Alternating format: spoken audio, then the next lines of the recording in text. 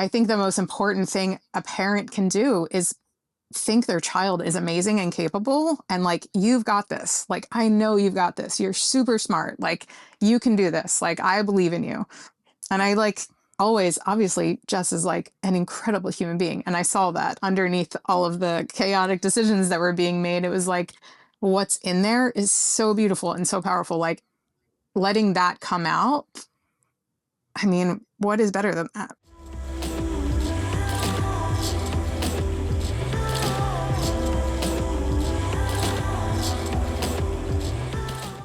That was amazing. I was like, Elizabeth, how would you like to be introduced? So that way we have here is our wonderful guest. I don't know, Jess, how should I be introduced? You tell me. Maybe Jess should introduce me. She knows me. What? Oh, I don't know. What am I doing here? You tell me. Den mother. What? I'm not even going to try to hide the ball at all. There is no professionalism from me for this episode. I'm just thrilled to put the two of you in a room together because I love you both. The audience knows who Pam is.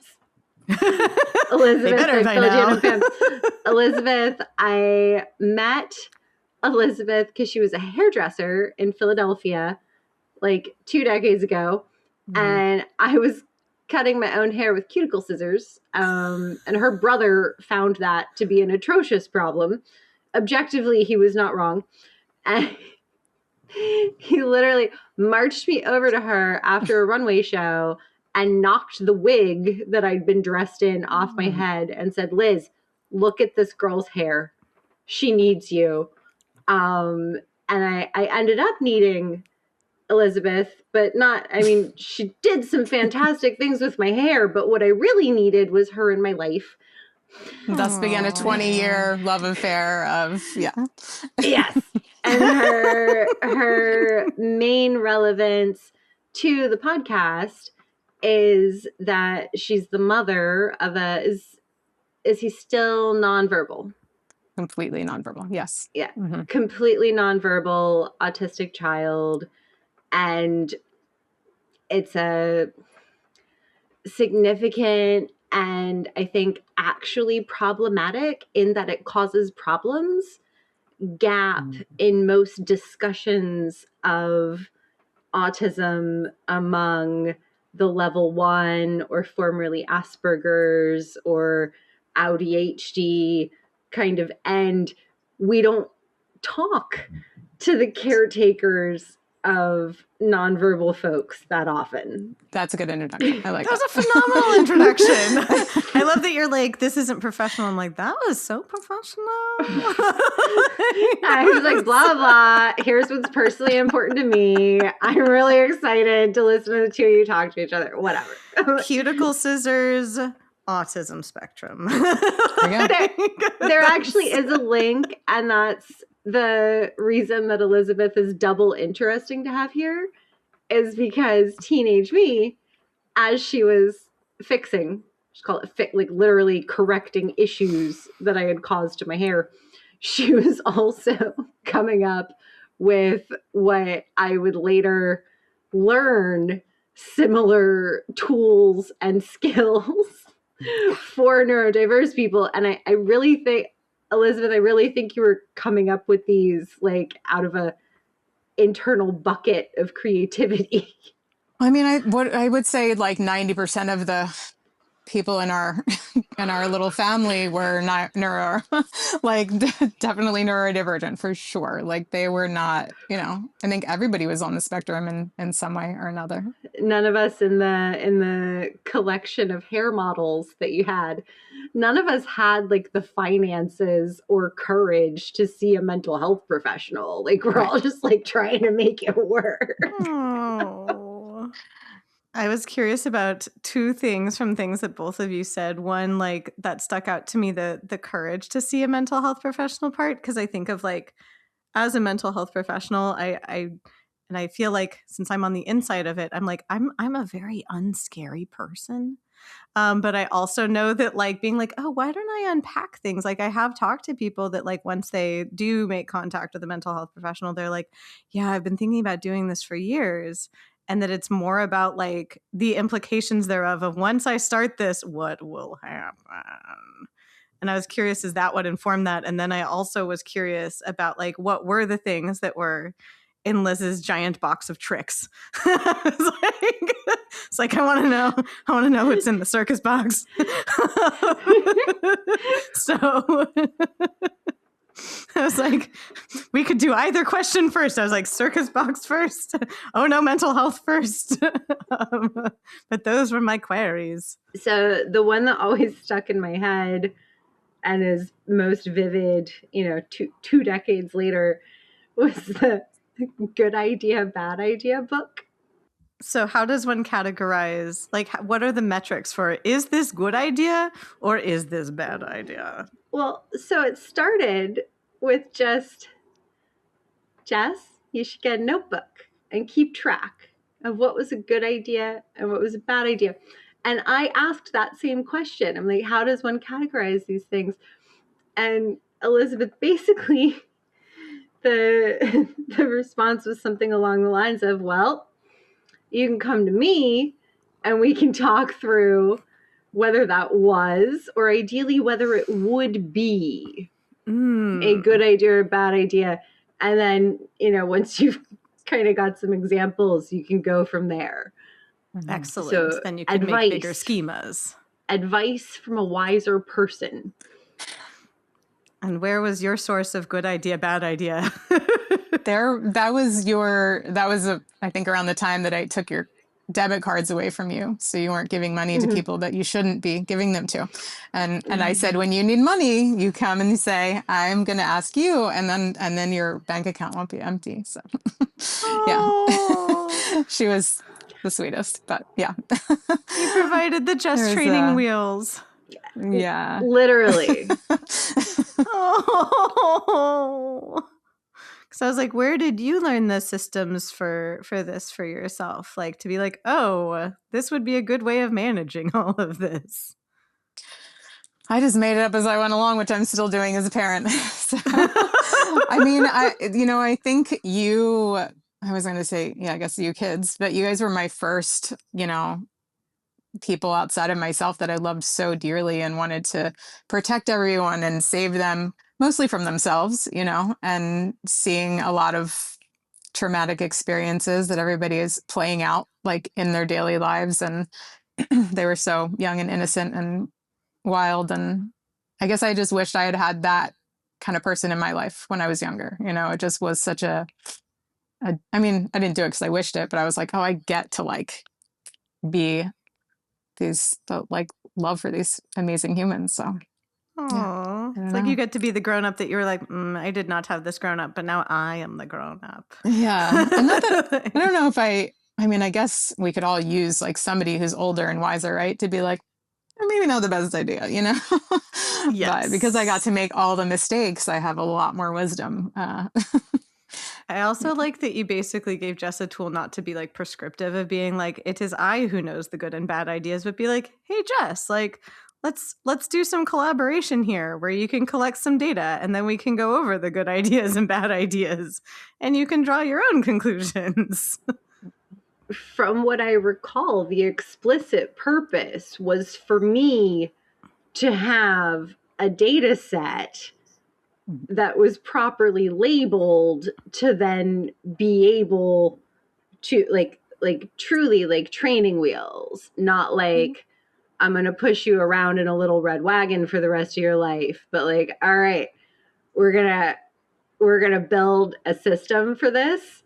And then you're going to be able to take that system and use it to function independently, erring more on the side of good ideas than of bad ideas. Yes.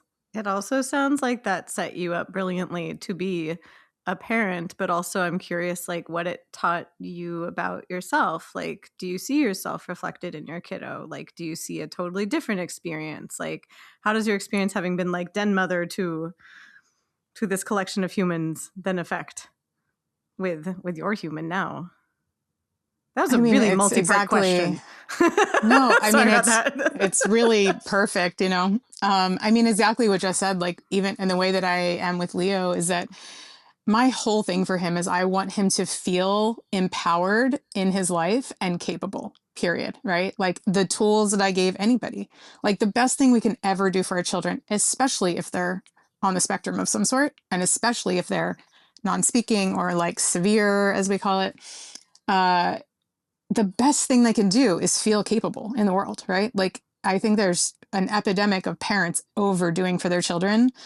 I'll get this. I'll take, like creating this bubble wrap world. And it is creating a mess of humans. Like it is creating a very delicate, incapable society who needs to be constantly managed.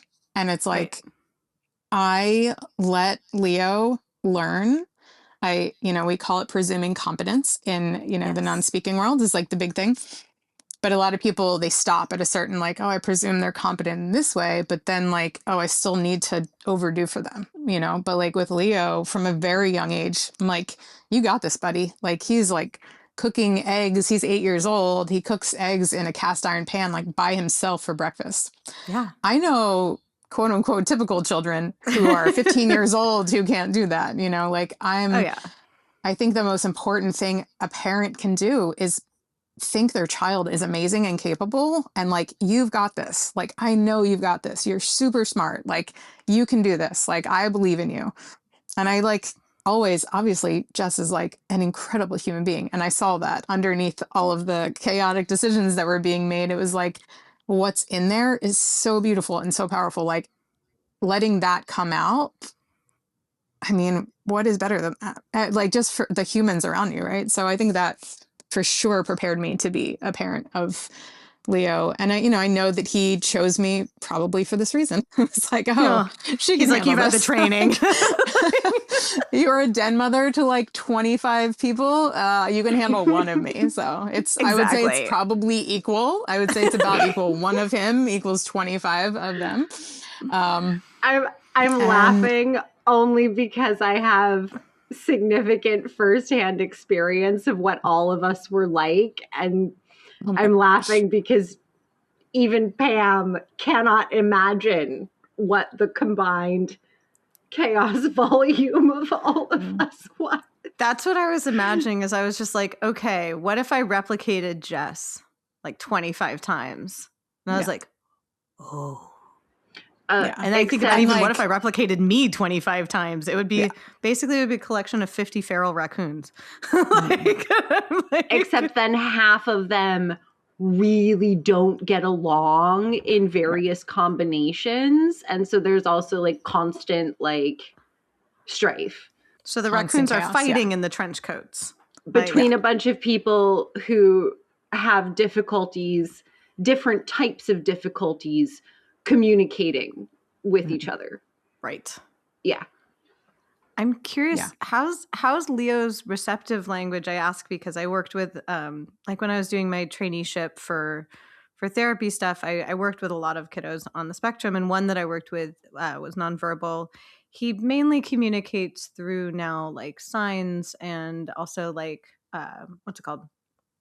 On the iPad where you pick the little jubbies. Don't remember the name for that tool. But he can sometimes speak. Mainly it's because he has the low muscle tone like in his jaw and in his neck. And so he just has difficulty speaking. However, his receptive language is completely intact. And what I found fascinating working with him as a very small child was that people assumed that because he wasn't speaking, he wasn't understanding what you were saying. And so they assumed incompetence. And I knew him to actually be quite competent and took the approach that you took of like, I assumed he could do something prior to like, I would kind of hold back and observe before I would intervene to see like, well, what are you curious about? What are you capable of? What, like I didn't want to help something that kind of like, if it's not broken, don't fix it. But it was fascinating seeing how many people assumed that he didn't understand what people were saying simply because he didn't verbally respond. And I'm like, oh my God. And so he would, in a way, quote, like get away with so much because people would be like, oh, he doesn't know. And I'm like, because I'd watch him kind of like be like looking around and I'm like, oh, you sneaky child. You know exactly what's going on. Yeah. I mean, he definitely, I would say he's come more into his physical body. So it used to feel like he was existing on like another plane. I would tell my mom when he was really young, like, it's like he's in his own world. And she would say, well, you need to get him out of his own world. And I was like, why? Like, maybe there's a reason he's still there. And when he's ready, Right. he'll like come more into his physical body. Right. He's also like been telepathic with me since like birth. So the non-speaking thing has never been an issue for us. And I know he's very receptive, but he's also very strong-willed too. So he will do what he wants when he wants. And but now, like, the more present he is in his body, he's much more like present and like reactive to when we're like, I used to say like, maybe like that's not his name, like, because he like wouldn't answer me. And I remember Jess one time was like, well, maybe he doesn't speak English, like maybe he speaks Cyrillic, you know. And she like the most amazing thing, like she literally like recorded herself reading a book. First she asked what he was interested in, then she recorded a book herself reading the book for him. Now, as a parent of a child who is non-speaking, everybody in your life has advice. Everyone has something to say. Everybody will tell you what to do. And it's always more. Oh, you can do more. You can do more. Nobody actually offers help. Okay. There isn't actually somebody who's like, what can I do for you? Jessica is the only person in my life who has ever done that, like to this day. And I'm just like, you know, people like this. I mean, yeah, she's like my love. But yeah, I mean, her doing that was, I literally cried like talking about it, because that is something that is missing in like the lives of parents with children who are especially severe. Like, you're already exhausted. You're drained beyond like anything you could possibly imagine. And all people have for you is, here's some more stuff for you to do. It's just this like, cool, let me just add that to my pile of like impossible things to do while like not sleeping, while, you know, all these other things. And yeah, so I don't know, that kind of went off on a tangent, but Well, Leo. no, that's huge, because even with like, one of my friends has a child who, I love how he put it, which was like, he is now diagnosed, he's considered level 1, but both my friend and her husband definitely have the brain spice. And the way he put it, he's 8, he's just like, well, if mom has a tiny bit of autism and dad has a tiny bit of autism, that means I have a little bit of autism. And like he's like puzzling through it. He's just like, is that how that equation works? But like, what I would do when she had like, he's hilarious. And he's 8. And he's 8. Getting really weirdly close to wrapping his head around basic genetics. Oh yeah, because like the conversation that she had with him, you know, because when she told him, like, after he had, you know, like he'd been seeing different specialists for things, and she was like, I want to disclose to him like what, you know, what's up, because she's just like, I don't want him to think that it's good or bad, it just is. And when she told him like, I have that too, he's like, no, you don't, mommy, like you do all these things. And she's like, well, it's because I have all these systems for these things, and like you have to find the ways that work for you, and like just because someone can or can't do something doesn't mean anything, it's like how you do it. So she's like explaining this to him, and that's when he was like kind of like puzzling through all of this. But like, I realized when she was pregnant, and then when she had him, like, I was the only one that like, I gave her like the gift for when he was born, like for his birthday, I gave her like coupons for massages for like a year, because I was just like, okay, like everyone's giving the baby things and that's so exciting, but it's a baby. And like you're a big human who just made a whole other human. And like I would go over and be like, do you need to take a shower? Like, do you want me to just watch him and hold your kiddo? Like, do you need food? Do you need, like, it's kind of like, I feel like what you're saying, unfortunately, it's kind of universally where people are like, oh, if there's an issue, what else can the parent do? Instead of being like, maybe the parent is perhaps a little tired. maybe help parent.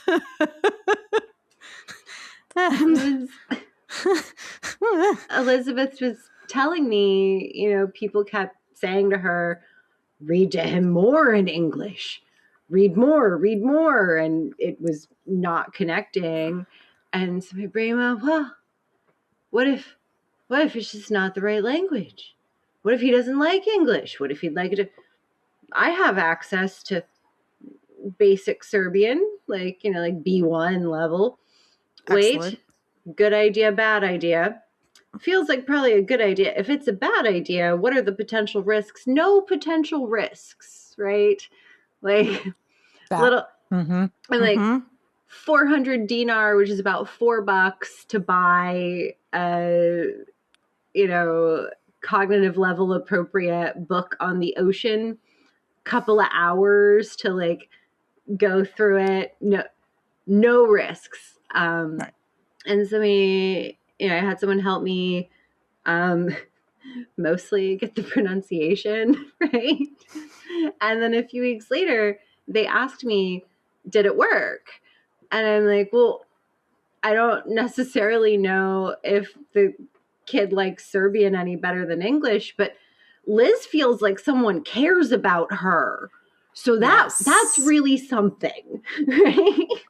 Yes. But think about the effort that it took just to do that. She's like, oh, a couple hours. Like, that is a lot to invest into anyone that we love, right? Like, just no matter what, to find somebody to help her. And, I played the videos for Leo, and he will still sit with that book. And he likes he does not like being read to by me, but he will sit with books. And right now, his favorite book is a book on like a Renaissance painter, and he just like will sit there and look at these books, and like he also has like Great Expectations. That's like a book he's like looking at right now. But I love this. to have someone that loves you and that you love, like, be like, you know what, I did this. And like, she's doing it for me, but she's also doing it for Leo. And not just her, she asked people to help her. It was edited. Like it's a lot of effort and there's just not a ton of people in the world these days that put that much effort into friendships in general, right? Like, it's kind of just to pass through. Yeah. Like, I don't know, we're in a different time. So to have that was and it was probably like I would say we're at the worst point in our journey, mine and Leo's, like no sleeping. We were in a house where there is definitely some spirit energy happening that was like really bad for him. We had a very chaotic neighbor who was like kind of making our lives hell.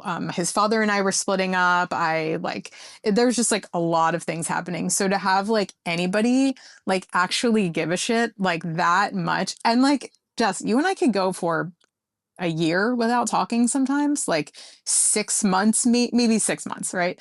But like we can go for a really long time without talking, and like you still are the person who shows up in a way that no matter, like, it's just a different kind of connection. So to have that in your life, especially as a parent where you feel incredibly isolated.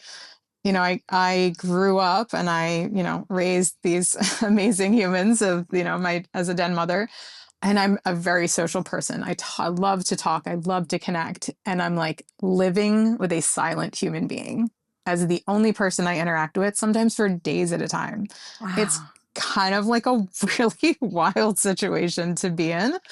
And yeah, to have people who really care. Like, I think that's such a huge, it's a very big missing link in any parent's experience, but especially when you have a child who is non-speaking. It is like you need people more, but you also trust people less because there's so much judgment. There's so much, everyone has something to say, and everybody has, oh, if it was me, I would be doing this. And if it was me, I would be doing that. And it's like, you know what? You really don't know what you would do until you have the experience. And I thought I was like prepared to be a mother until I had him. And it was like, I really had to learn from scratch. Like it was so humbling. And now I'm like learning from him, like all over again. And I still have all my little tools that I learned that I've shared with other people, thank God. But it is the most humbling and rewarding experience ever, because these non-speaking children are like next level humans. The stuff he talks to me about and shows me is most people couldn't even fathom. So there's like, it's like both sides of the spectrum. There's a lot in it. That's what I was so curious about as you were talking about like your experience of the world, how it's changed like kind of through his experience. Because I think about like, it's almost like you're on like a permanent silent retreat. And I was thinking about how people like pay thousands of dollars to have the experience that you have, like as default. I was like, oh, wow. But that people pay to have this experience because it's like, oh, well, what do you realize when one of your main forms of communication in a way or ways of seeing the world is temporarily removed?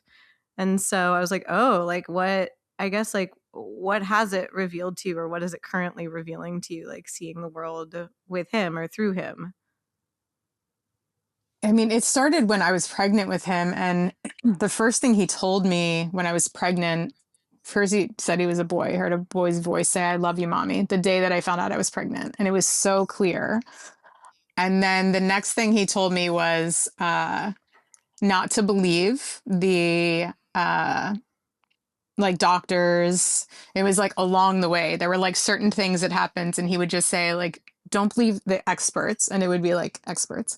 He's like, "They don't know what they're talking about. They don't understand yet. Like, don't believe them." And he didn't say don't trust, but just like, don't believe what they have to say. And that right there was like the biggest thing that I've learned from him along this whole journey. And it's now, so we've started doing spelling to communicate. It's like pointing to a letterboard. It's very different than the AAC device, which uses a different part of the brain. But all of the non-speaking people, so children, and then we have a friend who's in his 30s who just started using a spelling board. And all of their parents were told, oh, they'll never do this. They'll never, don't expect a normal life. They really don't understand who you are. Another woman in a group that I'm in, her son was diagnosed as like severe autistic. And the people told her, he doesn't love you because he doesn't know what love is. And he doesn't understand that. Like even just saying that out loud, like to have a parent, and she's like, no, he's very loving. And the woman says, you don't understand. He has no idea what love is. Like to have a professional, and this is like a very well-known like place in New York City that she brought him to, and they just I feel were like Jess is still frozen in horror. Yeah, but like the video like, feed's fine. It's me. Yeah, no, frozen. it was just Jess that was actually frozen, not tech frozen. Like, yeah, I was just noticing how, like, yeah, that's horrific. It's horrific. And those things. So I've actually never had him like formally diagnosed, because along the way he was like, they don't understand, like, don't believe them. So everything has been like, all right, we're just going to figure this out on our own in his own time. Like, let him take his time. When he's ready, we're going to do things, not when people say, oh, well, these are his milestones. This is what he needs to do. And this is who he needs to be. And that has been even more isolating because I haven't had any friends who have kids who are on the spectrum. My family thinks I'm doing nothing, even though I'm doing a ton for him. It's just not what everybody thinks we should be doing. So it's, extra isolating, extra in the cave. But as we've begun to meet adult non-speakers who are using letterboards, I mean, the first family we met, their son's 25. And, we went to their house and the dad said, so, what kind of things are you doing with Leo and what therapies? And I was like, I always kind of freeze because I'm like, I don't know what kind of response I'm going to get from this. And I said, we've actually never done anything. I've always had him home with me and we just learn through life. Like I teach him. And the dad, like crying, looks at me and says, you are doing it exactly right. He said, my son has so much PTSD, still at 24 years old, harms himself, calls himself like really derogatory names because of what other people used to call him because they didn't think he was inside there. Wow. And he's like, if we could go back and do things differently, we would do what you were doing. And like, you're doing it right. And I'm like, okay. Like I'm getting like the validation after 8 years, but to hear and like watch people that I know personally and like have had these experiences and like watch their children, like not children, but adults, like really suffering in these ways and being like, okay. Like, and I've trusted Leo's guy, he's kind of guided me along the way and I'm like along for the ride while like creating a safe environment for like him to be himself. That's my goal. So, yeah. Like as you were talking about that, I think of some of the other people that I did encounter when I was working more with like a younger population, because now I work mainly with adults who have been either late diagnosed or like haven't been diagnosed at all, but are like, I'm experiencing these things. Help. And I was real nerdy, but in news that'll shock no one that knows me for 2 seconds. I was thinking about the roots of the word pathology, because I was thinking about like that in a way I do pathologize people, but I pathologize people in what the word means, like pathos, like feeling, and logos, the words or the system. So I'm like, oh, I'm helping give people a system of words for their feelings, their experience. Like I'm sharing an experience with them. I'm sharing the feelings. I'm noticing the feelings and being like, here's like a way to think about them, or here's a way to express these to other people. Like I'm not saying it's a pathology, like a diagnosis of something broken or wrong. It's here's a vocabulary for an experience you're describing to me.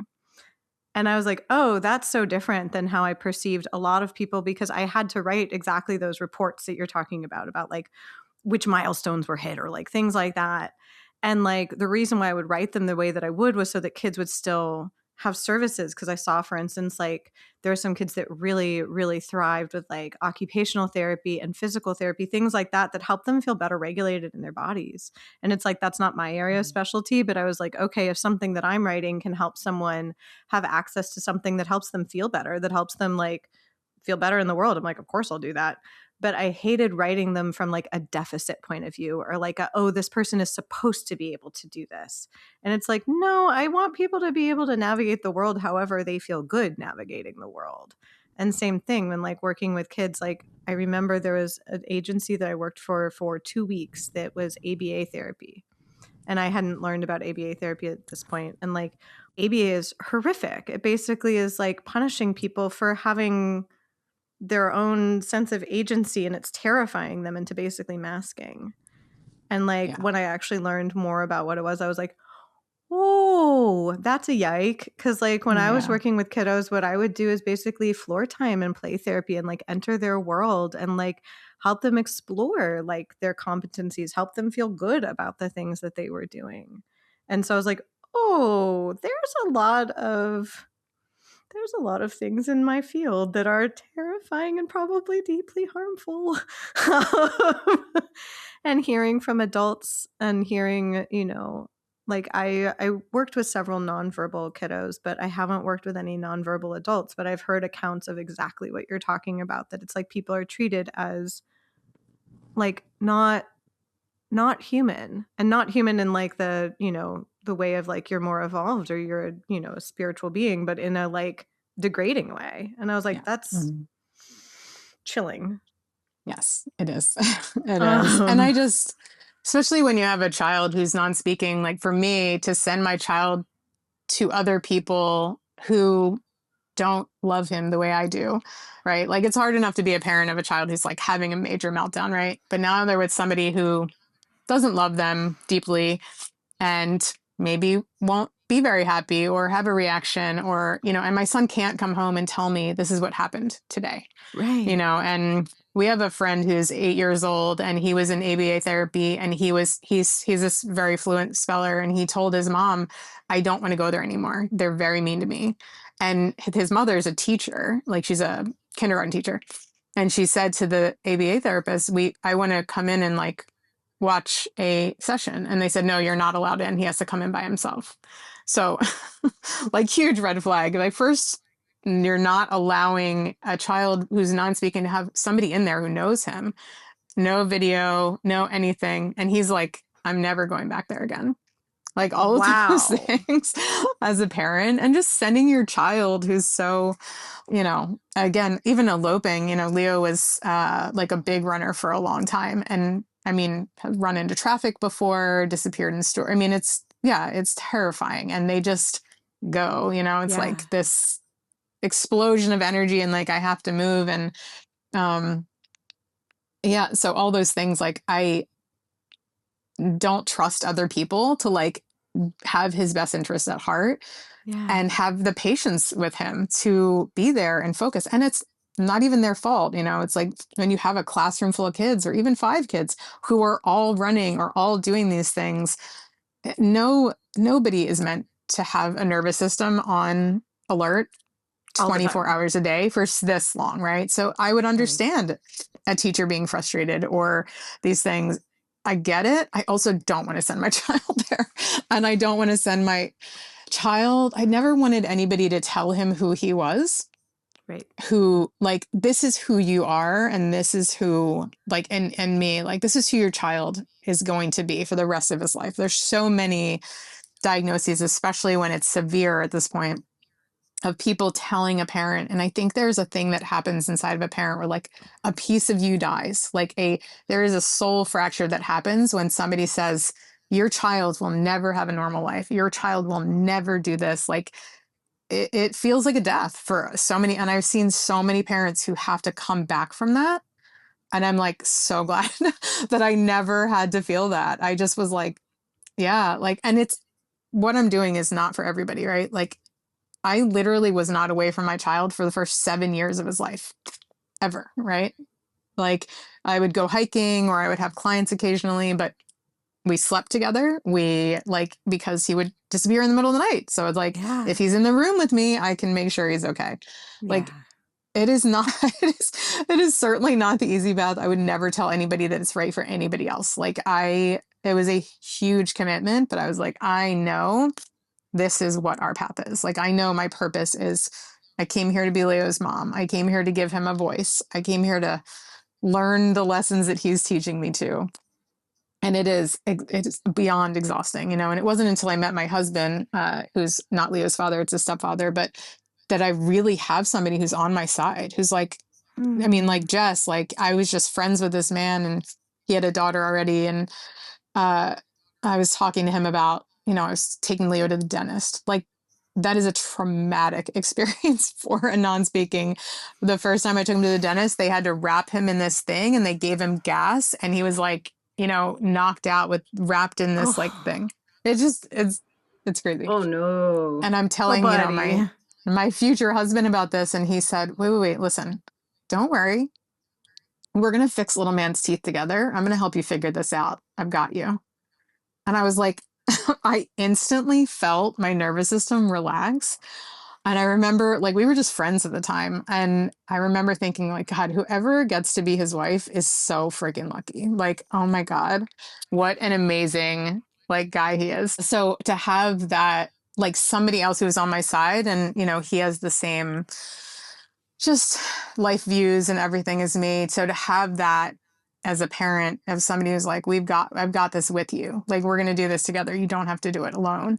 And to, like, be my partner in life also was like, that was the first time that I really could, like, relax into, okay, I don't have to do this by myself. I don't have to do this alone. And so many parents of non-speakers, like, are doing it alone. There really is an isolation of, even if the one parent doesn't believe in what you're doing, like, you're just like, I guess I got to do it by myself, and one parent has all the other kids and there's you with the non-speaker, or it's such a, it's a very interesting adventure.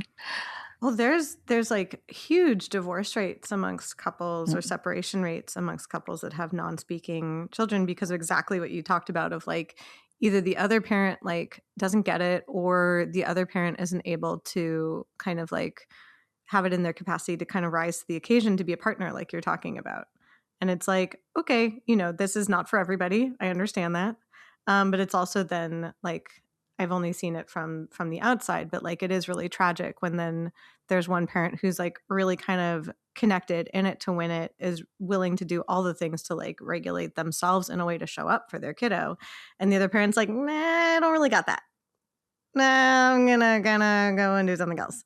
And so it can also then make the parent that's isolated, like you said, like, then you're the only grown up in the room, whereas now you have a co-grown up in the room, which makes a huge difference. But, like, when someone oh my God, when someone can show up for you in that way, and, like, you were talking about the friendship you have with Jess, like, I was thinking about the ways that we connect are slightly, I've noticed, different than perhaps the neurotypicals. Like, when we invest in a friendship or a romantic relationship, or really whatever kind of relationship, it's like, we don't, like, half-ass it. It's like the full ass.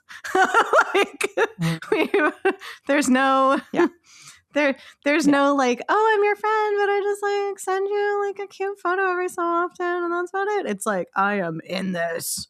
I was like, oh, I wonder if that's indicative of like how we relate to the world, that there isn't kind of that, like, if you say you're someone's friend, of course you're going to record a book in a different language so that so that happens. I was like, no, that completely tracks. It's like, oh, I wonder if we do friendship differently. It's also just, I'm hearing these updates sometimes, with like a whole year in between, from my friend.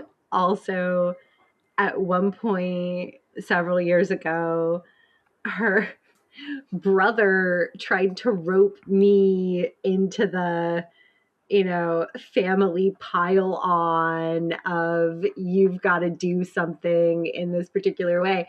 And I was like, excuse me, sir, but like, it was just like this, like, whoa.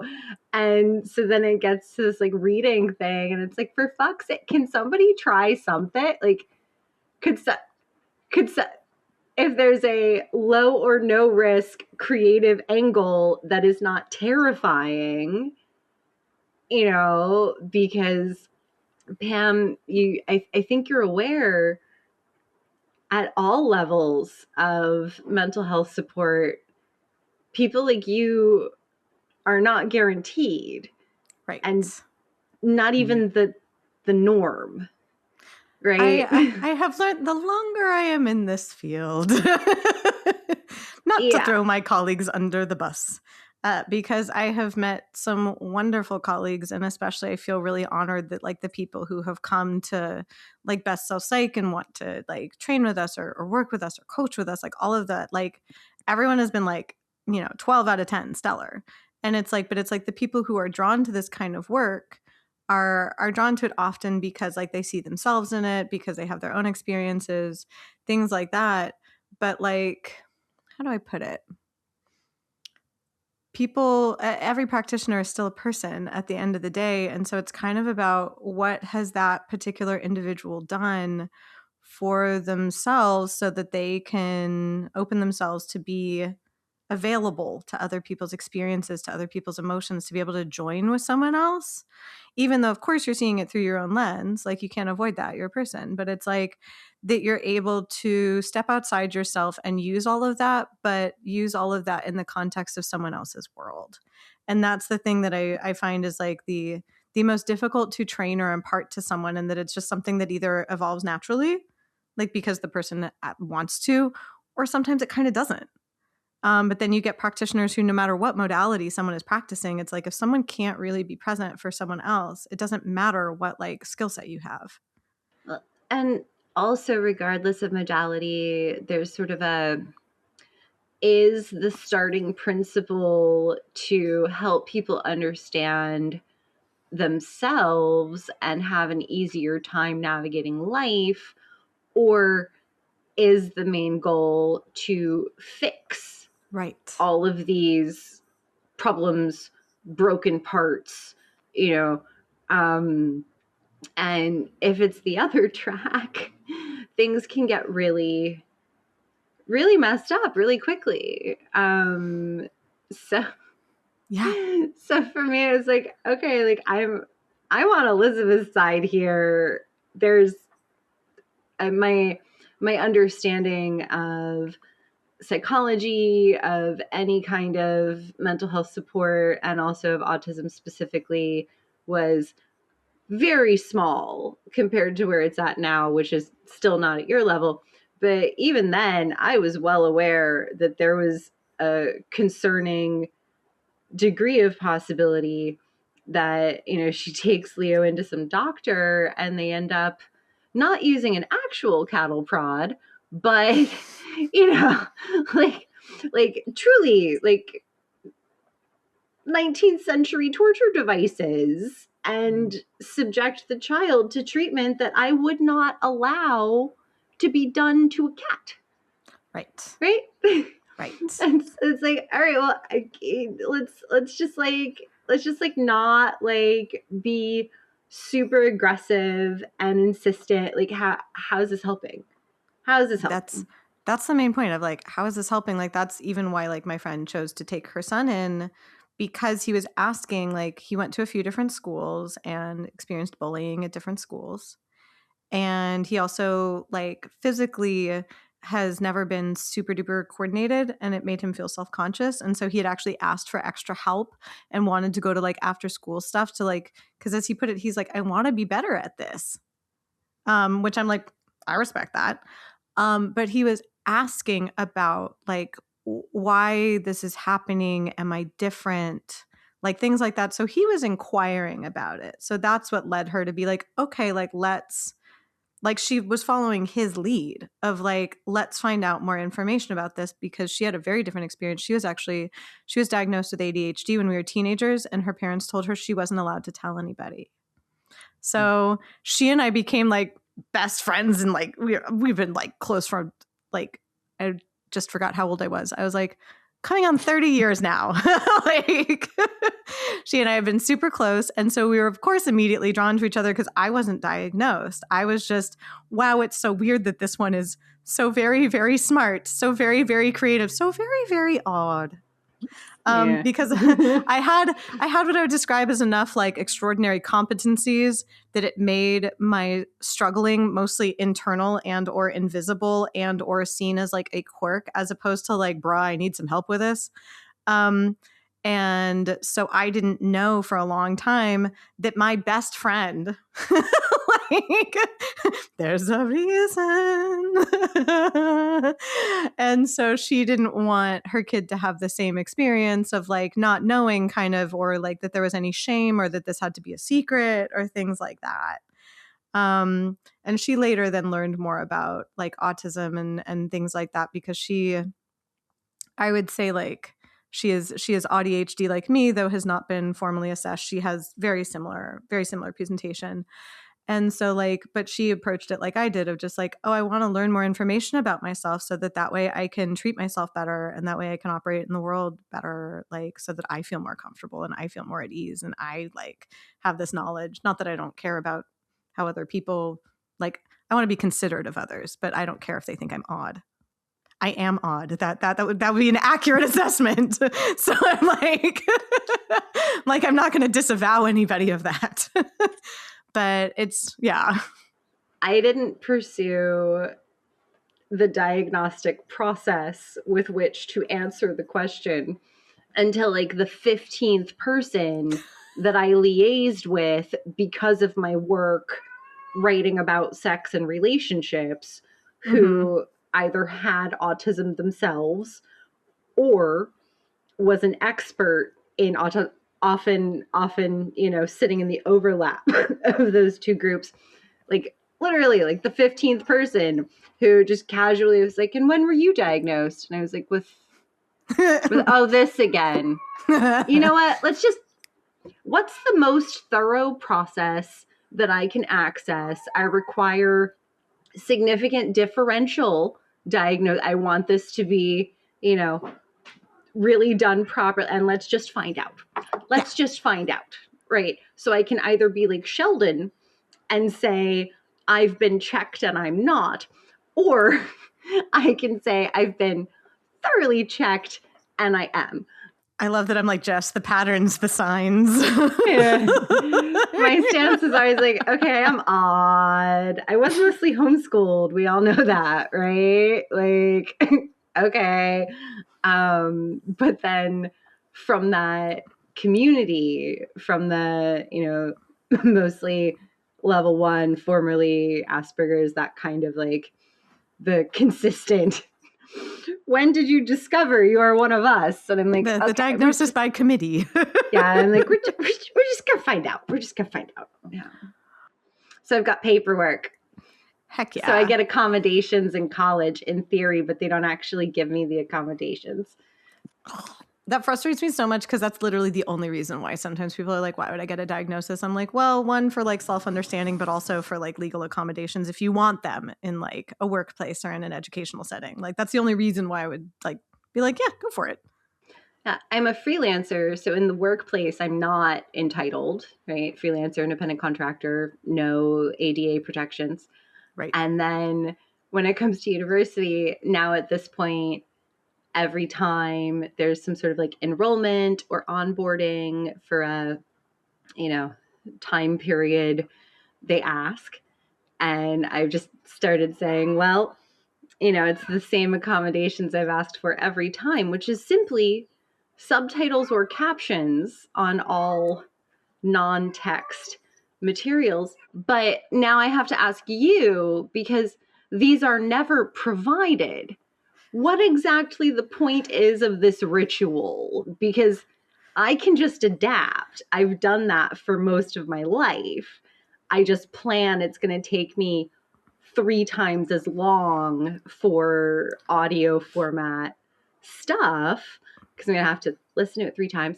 But this I resent because this also takes time away from me, and it's like a weird like cover your butt sort of like practice. Like it's like a little pantomime. It is like the world's dumbest dance, and I would say it's like it's institution and job specific, where I have seen people that like say, here are the accommodations I'm requesting based on my diagnosis, and the person's place of employment is like, those are entirely reasonable and we are going to enact these. Ta-da! And it's like, that's the end of the whole gym. I don't know what this gesture is. It's the festive dance of here's the accommodations I've requested. And then there's situations like you described where you're like, reasonable accommodation. And they're like, yep, here it is. And you're like, that sure wasn't it. And they're like, let's have this conversation again. And it just goes in circles and circles and circles. And like, I haven't divined the logic of which places actually do it and which don't. And it's, if so frequently this is how the system is treating grown adults who can and will advocate, talk back in appropriate ways. Like I do not blame a single caretaker or parent of someone who is not able to speak up for being reluctant to be like, yeah, just send the kid alone into the room. We're definitely able to assume everything's going to be completely fine. Yeah, absolutely not. Yeah. And I think about the gulf of the experience of like the autism that you or I experience, or that Ryan experiences, or that like so many of my clients experience, versus someone who experiences the world like Leo experiences. And so to me, I'm like, I feel like there should be, like, in the pathology sense, literally describing the feelings, there should be different words for that. Because though I relate, like when I was working with kiddos, like I related to their experience and was able to join their experience, but recognized that it also was not my experience of the world. I was able to enter it in ways that I saw that some other people on my team kind of could, but some couldn't. And I'm not speaking of like the BSP team, but like just various people I worked with throughout like my 3,000 hours. But like some people could enter it and some not. And to me, it felt intuitive and made sense. But I also recognized that that's not my experience of the world. And I'm like, there should be different words for that. We had different words. It's just one of the words was really bad.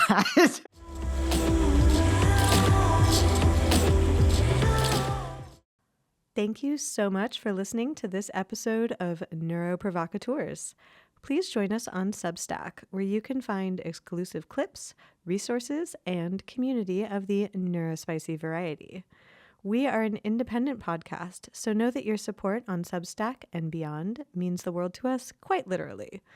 If you enjoyed this episode, please make sure to leave us 5 stars and glowing reviews, and follow our podcast on your preferred podcast platform so that you can be sure to get each episode the moment it drops, and know that your reviews help us get in front of other people who might also want to listen to this podcast. We are on social media in all of the usual places as Neuroprovocateurs. Thank you again, and excited to see you for our next episode.